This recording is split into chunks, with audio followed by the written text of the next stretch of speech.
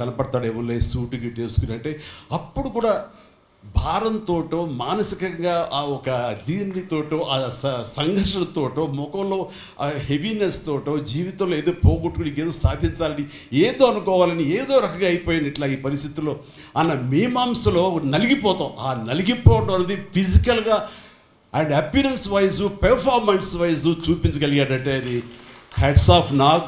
మీరు అన్నట్లుగా ఇది మీకు డిఫరెంట్ ఇంకో కోణం నుంచి మీకు హొరైజన్ మీకు ఓపెన్ అయ్యింది, ఇంకో డోర్ ఓపెన్ అయ్యింది. తద్వారా బోల్డ్ అండ్ ఫెంటాస్టిక్ క్యారెక్టర్స్ వస్తాయి. అండ్ మీరు అనుకున్నది ఉంటుంది, మీ లాంజివిటీ ఇంకా పెరుగుతుంది అనుకుంటాను. మీ దోవలో నేను కూడా మీకు సమంగా నేను వచ్చేస్తాను నేను అనుకుంటున్నాను.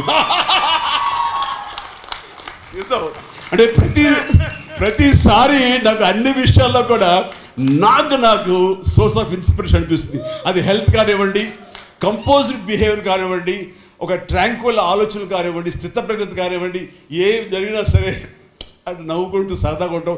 ఇవన్నీ చూస్తుంటే నాకు ఎంత ప్రశాంతంగా ఉంటాడు, ఎంత మానసికంగా ఉంటుందని. సో అలాగా ఈ ప్రొఫెషనల్గా కూడా ఈ సినిమా దానికి నాకు ఈ రోజున కూడా నాకు పొద్దున ఏదైనా అవసరం వచ్చి ఓటీటీలో ఏదైనా సినిమాలు చేయాల్సి వస్తే కనుక ఏం ప్లాన్ నార్సింగ్ నువ్వే గబున అన్నా కదా గబుకొని రెడీ అయ్యి వచ్చే రేపు పొద్దున ఇంటికి. సో ఓటీటీలో ఏదో సినిమాలు చేయాల్సి వచ్చినా సరే, వెబ్ ఫిల్మ్ చేయాల్సి వచ్చినా సరే, దానికి కూడా మనం సమాయత్తం అవ్వాలి. దానికి నాకు ఈ రోజున నాకు తీసుకున్న నిర్ణయం నాకు కూడా ఒక ఇన్స్పిరేషన్ అనిపిస్తుంది. Sir well done. ఈ సినిమా ప్రతి ఒక్కరికి న్యాయం జరిగింది ఈ సినిమాలో.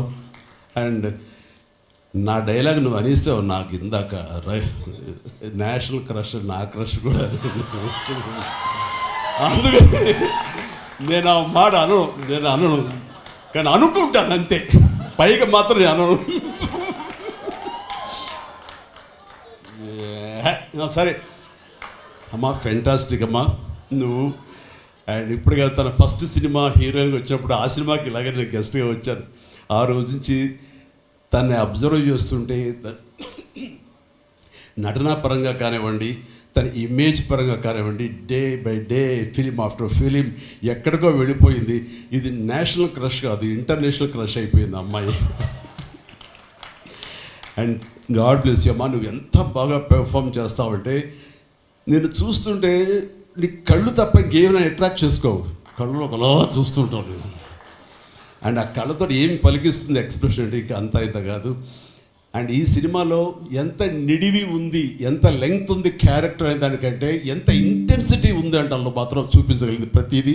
ముఖ్యంగా బిడ్డను హోల్డ్ చేసినప్పుడు ఆవిడ ఒక కన్న తల్లిలాగా, ఒక అమాయకంగా ఒక ప్రియుడిని మోసపోయినప్పుడు వాడి వల్ల ఎక్కెక్కేసినప్పుడు నాకు చూడాలి అందులో సౌందర్యం ఎవరో